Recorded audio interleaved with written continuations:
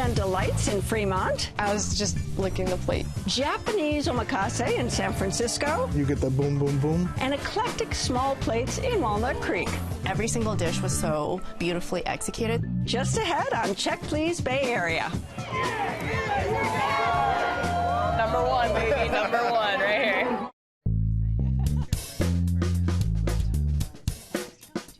Leslie Sabraco. Welcome to Check Please Bay Area, the show where Bay Area residents review and talk about their favorite restaurants.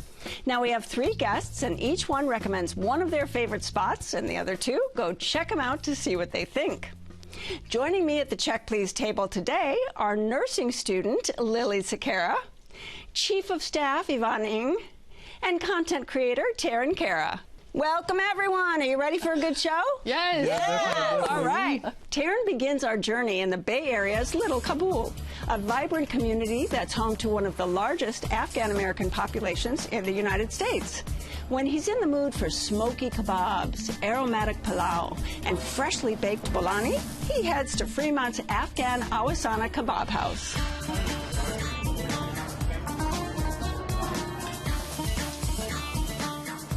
Awasana means a delicacy in Pashto and Farsi. One chicken kebab and one beef kebab. Afghan Awasana Kabob House will take you on a journey. Genuine Afghan food, flavors, spices, and the warmth and the love that bring the community together. My wife is the master chef here. She learned ancient family recipes from her mother. She's a perfectionist. She doesn't want to take any shortcut. The way we make our kebabs, we use different spices like cumin, coriander, garlic. Chicken, lamb, and beef are marinated for 12 to 14 hours. We use extracts of yellow onion to soften it as a tenderizer. So I gave you the secret of my kebabs. Rice is very essential. When rice is not on the table, then you think there is nothing. There is nothing on the table. Faith-wise, mostly we Afghans are Muslim. We are saying that gifts are sent from God. So culture and faith both put a lot of emphasis on hospitality and serving guests. And I will bring you some dessert. Enjoy. Dessert is always here in Afghan Awasana on the house. You're very welcome. It's part of the hospitality. We want to contribute and give back some of the flavors from a distant land to our American countrymen. So, Taryn, what is the draw for you at this place, besides meat, meat, and more meat? So, I mean, definitely, being from Fremont, we have some of the greatest Afghan food in California or even America in general. So, bolani is definitely the go-to for any Afghan spot, especially Afghan Awasana Kebab. The potato bolani is my absolute favorite. You get a nice, crispy, but yet doughy kind of exterior with a nice, spicy potato interior. It's kind of like a potato mixture with, you get like garam masala, cumin, all kinds of different Desi/Central Asian spices. I personally like getting it with mast o kyar, which is a cucumber yogurt. Oh, so it's nice. like a nice balance. You get that spicy potato. Kind of dip into it. You get that creaminess from the yogurt, and it just balances really nicely. All right, did you know that's how you're supposed to start? I was doing that too. I didn't know that's how you're supposed to do it, but I thought that was the perfect combination. I had the half potato and half squash bolani, and we shared with the whole table, so I was dipping it in the cucumber dip. Yeah. Also, there was a nice green cilantro sauce. It was a little bit garlicky, so I was double dipping in everything. Yeah, that's awesome. I think I licked the bowl. Okay, so you did it the right way. What else do people get kind of at the beginning of the meal besides the bolani? Where do they go next? For me personally, I get the Qabuli palow. That's my absolute favorite thing. You can get Great name, Kabuli palow. Qabuli palow, yeah. Everybody. It's a Kabuli palow. Qabuli palow. So with Qabuli palow, they slow cook the lamb shank for like hours, so you get that super nice, tender, fall off the bone lamb shank. You could literally pull up the bone and it just Slides off. just super great. tender lamb. As far as the rice, it's a very aromatic rice, and you get caramelized raisins as well as caramelized carrots, which just add that nice sweetness. Oh, and yeah. I did have the Kabuli palow as well. What was fun about it was that it was brought to the table, and I'm wondering, where is the lamb? Right. Because it was a huge mound of rice. Yeah. And so then we kind of unearthed it, and I'm like, wow, there it is. And the meat slid off the bone. Yeah. It was that tender. I had the shami kebab. They're charbroiled ground beef kebabs, and it was well seasoned, it was garlicky, it was herby, it was a very generous portion. It came with rice and Afghan bread, and I could not finish it. Yeah. What other entrees do you enjoy? So chapli kebab is a big thing in Pashtun culture, as well as Pathan culture in Pakistan. It's like a burger patty, you know, like the shape of a burger patty, but you really get all kinds of different herbs and vegetables and spices in there. I believe they use pomegranate seeds as well, too, so you almost get like So a you get that crunch. crunchy sweet. It was crunchy, and it was very thin, which I liked because it made all of the edges really crispy. Yeah, And I did notice it was really well seasoned because I had the trio kebab. So it was chicken, beef, and the chapli. Oh, nice. And the chapli was so well seasoned. That was my favorite one. We also tried the mantu, which are these little dumplings. I've never had them before, and there were 5 on the plate, so everybody in my group could have one. They were filled with ground beef with a little more ground beef on the top, so extra meaty, but there was some yogurt to balance it out, and I believe they were steamed. It was a nice change of pace from the rice, a different kind of starch. And then another dish that we tried was the biryani banjan.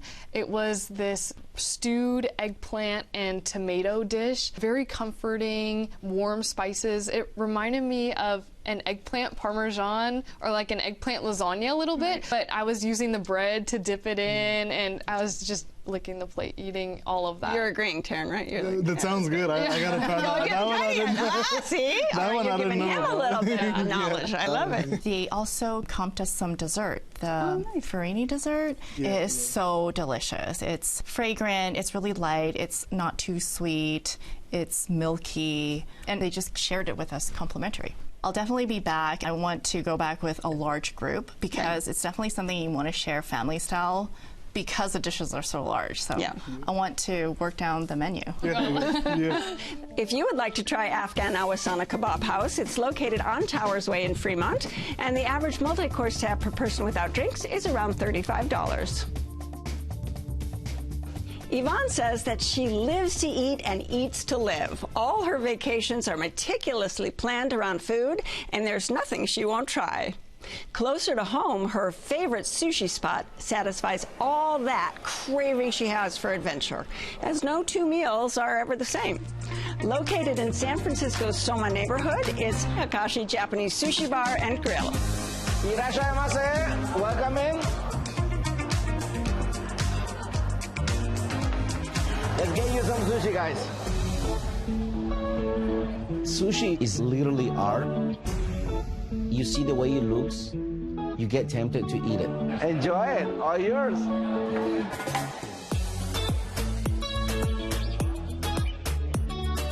I am not from Japan.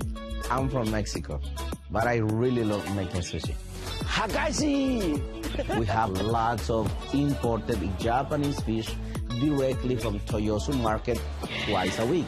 Cherry trout. Fang lobster. Hokkaido scallops. The type of sushi that we serve is called Edo Mae style. Edo means from the old era. Back in the years, you gotta preserve your fish by curing it with a special soy sauce blend called nikiri shoyu. Most restaurants, the rice tend to be in the sweet side because we use aged rice vinegar. Our rice tends to be more in the salty side. When I do my omakase, I want to be a little bit outside the box. I want to bring the Californian style. We bring a little bit of Italian, such as the lobster risotto that we do. Sometimes even a little bit of Mexican, like charred octopus, which is sauteed with tomato paste and chipotle sauce.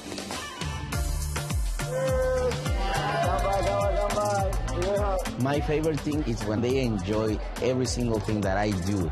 Sometimes they don't even say it. I can see the expression from their faces That's the best thing I can get.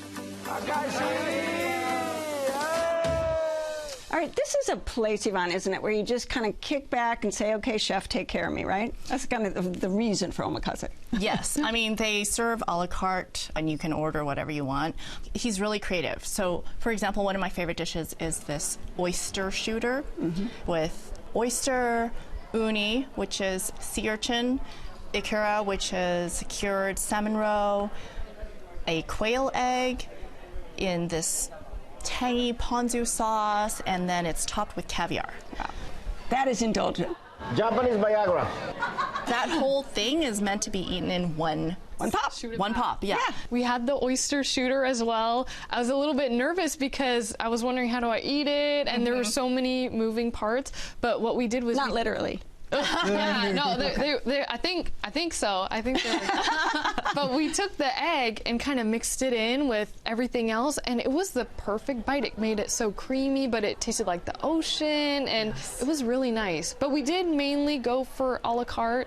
One appetizer I really enjoyed was the shishito peppers in a tempura batter, and it was so crispy and delicate with a little bit of salt.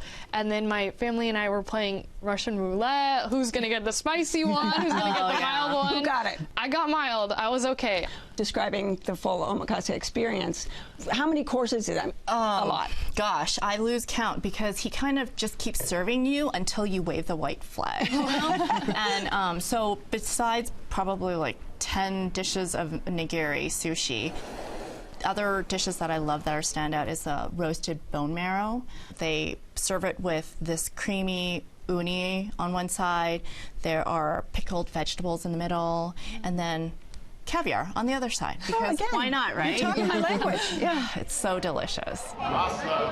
So I didn't really even know about the omakase. Sadly, it sounds really good. Actually, knowing that now, I was like, oh shoot, I could have did that. But I did do the a la carte. We did start with calamari, really fresh calamari, and I had a really good batter on it. Real classic. Squeeze it with the lemon. Can't go wrong with a good calamari. You know. Anything else that you had? Yeah, so we shared rolls. The volcano roll was my favorite. You get that crispy tempura with a nice fresh cucumber.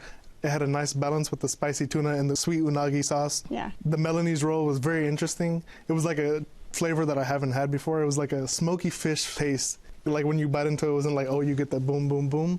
But you get like, it's like a smooth, smoky train ride. I love that. Smooth, smoky. That should be the name of a song. Smooth, smoky train ride. Right? I went on the smooth, smoky train ride too. Yeah. The fish itself was very buttery, a little bit oily in my mouth. I liked it. It was really nice and so fresh. And did you have anything else?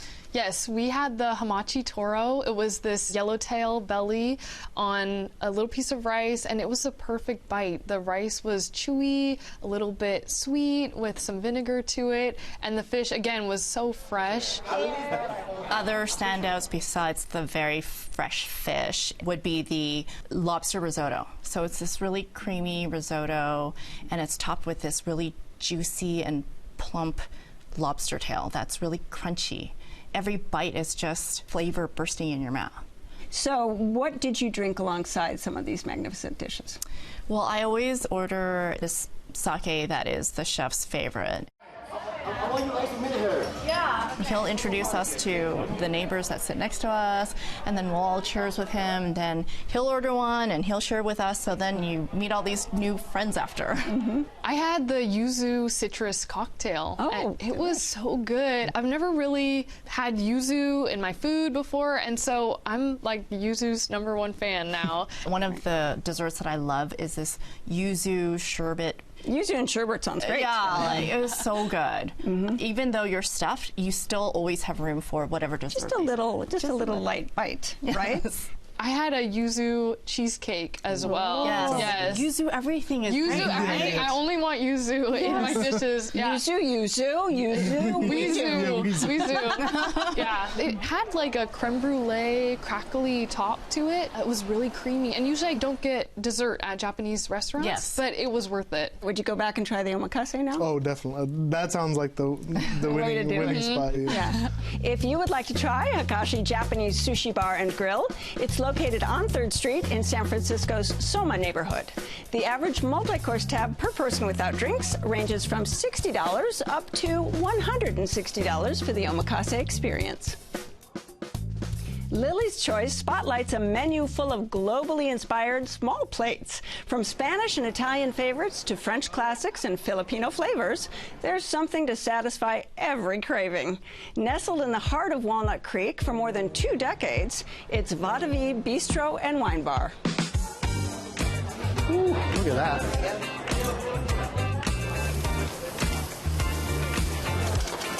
The vibe at Vadavi is relaxed. It's like a very European bistro style feel. Our style of dining, the wine list, there are so many different combinations you can have. It's just fun.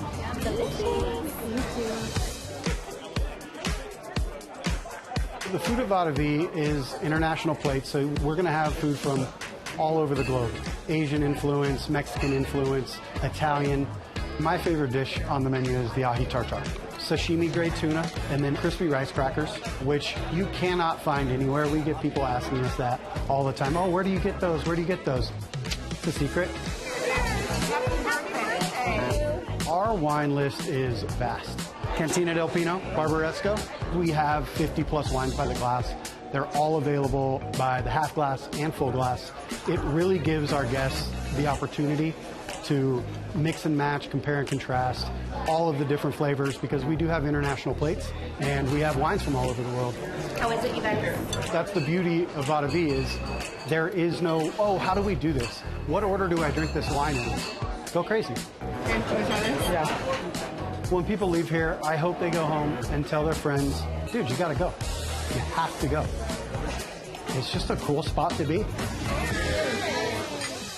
Lily, this spot has sort of become a Walnut Creek institution, hasn't it? Mm-hmm, it has. How long have you been going there? Probably since I was born. Well, not for the wine. You know, not for the wine, not for the wine. They just had their 22nd anniversary at Vadavi. It's such an inviting atmosphere. Right. And the restaurant is in this beautiful brick building. You walk through an alleyway and you see this large old oak tree with lights, especially when the weather's nice and you can sit outside. It's really appealing. Yeah. My go-to dish is the lechon. It's this block of rice which is sweet and a little bit tangy, and on top is a crispy piece of pork belly and this really sweet chili glaze with some pickled onion and green onion on the top. All the colors and the flavors just explode in your mouth. I had the lechon and it was so delicious. We also had the Korean beef skewers. They have this gochujang glaze on it, so it's pretty flavorful, and it's served over a kimchi fried rice. So that was a good balance of different textures, and it kind of soaked up all the richness of the beef. Yeah, so I started off with the empanadas as well as the burrata. Love empanadas, one of my favorite things ever. Yeah. And you get a nice crispy exterior, really well fried. You get a nice umami mushroom filling with a nice silky Oaxaca cheese. Another thing I love in this world is chipotle aioli or any chipotle sauce. And that was on there, and it was great. The burrata was super interesting. It's like laid on top of pine nuts and then like a caponata, which I've never even heard of before. I don't know what that is. Yeah. It's served with ciabatta bread, and you kind of spread it on there. Right. And it's interesting that it does have so many different offerings of different cuisines. Yeah. So from Mexico, we have the quesabirria. They are 2 corn tacos, and it's generously topped with this really tender braised beef and some Oaxaca cheese, some onions and cilantro, and it's served with this really rich consommé.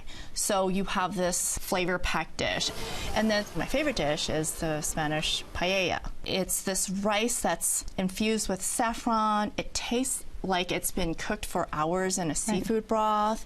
There's PI mussels, there's chorizo, there's shrimp. And you get to the bottom of that sofrito, that crunchy stuff. That's the best part. Any other dishes to recommend? Yes, I recommend the soup shot, which they like to change up. So the time I went, it was mushroom. It was creamy, and on the top there's a little bit of truffle oil. And I have a pro tip. if you have the little shot glass, you can use your knife to scrape up any remaining soup because you want to get your money's worth, right? I love it. A dish that I had in the past was the Alaskan cod. It was all of these layers that were stacked on top of each other. So on the bottom, there was a ginger soy beurre blanc with a little bit of orange oil, and it made it very fragrant. I love that.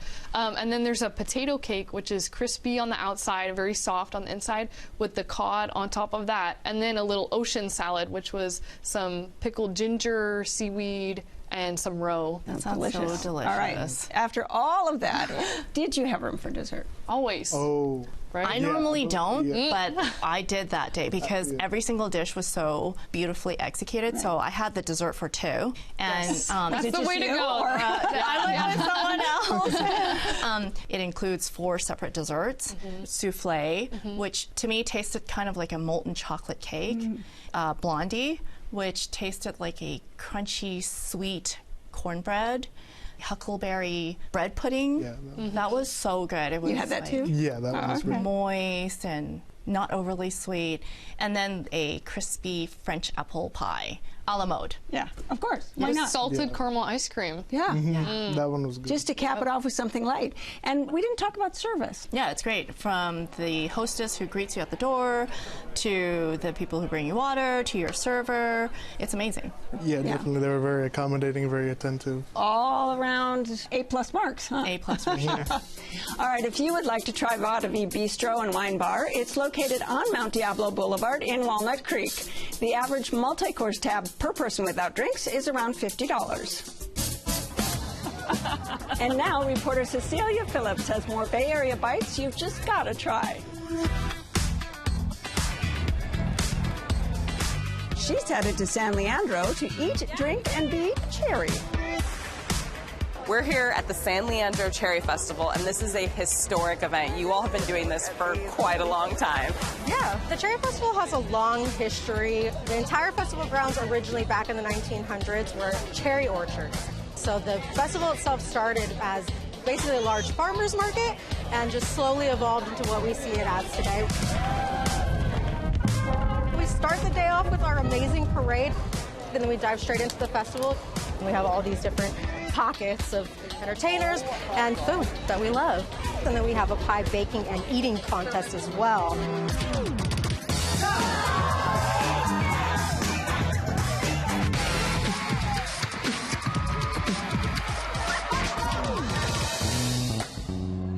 We are Lemonade Besties, and we specialize in carnival-style lemonade and dirty sodas. So what does a carnival-style lemonade even look like? What does it mean? A carnival-style lemonade means that it has marshmallows, candies, all of the glitz and the glams of the carnival. And today we also have the cherry lemonade for the Cherry Festival. Here you have it right here.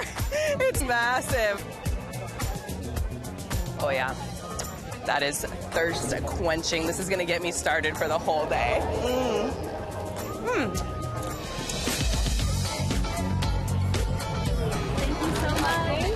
We are As Needed Bakery, women-owned here in San Leandro, and today we brought lots of different items, including famously our cherry focaccia with rosemary. Can we break this open and share it together? Let's do it. All right, let's do it.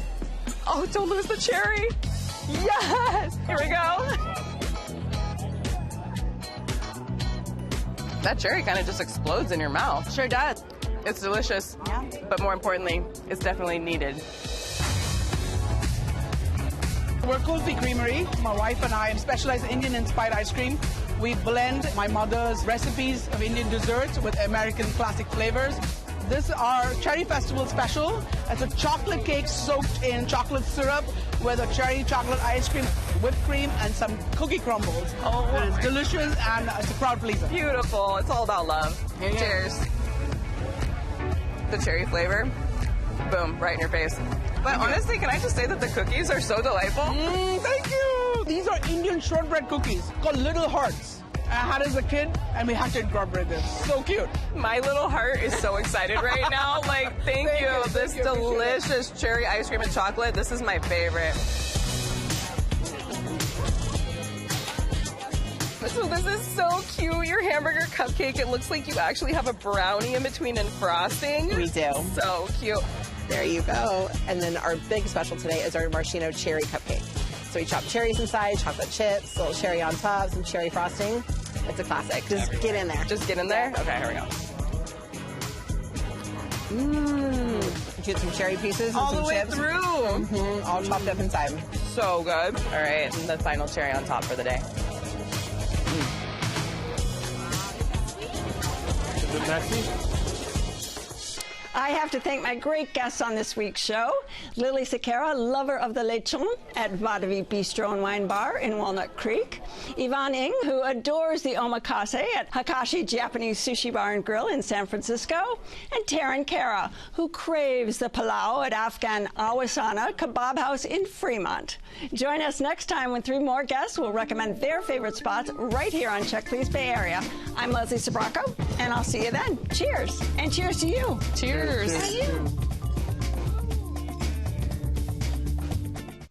Check Please Bay Area is made possible by the members of KQED and by... As a family business, we believe in what KQED represents. And Check Please ties into our focus on community support. The Bay Area airport that's close and reliable. iFlyOAK.com. Graham's Port has been family-owned and operated for over 200 years. Available at vintage and finewines.com or your local fine wine retailer. Hi, we'd like to open an account. Wait, where are all the firefighters? You know, you don't have to be a firefighter to join SF Fire Credit Union, right? Anyone can join? Anyone. Whoa. SF Fire Credit Union, banking for heroes and anyone who wants to be treated like one. So, Allard Farms, you all have been farming cherries for a really long time. Since 1909. We have several different varieties. Today we have Lapin, sweet, amazing cherries. Tell me the best way that you like to enjoy cherries. I like to pit them and then put them in my fridge. They last all week. Huh, I did not know you could do that. How do you like to eat cherries? I love it in a jam on like toast. What is your favorite way to enjoy cherries? I love them ice cold, if I can, frozen. Ooh, yes, you like to have frozen cherries? Freezer, yes.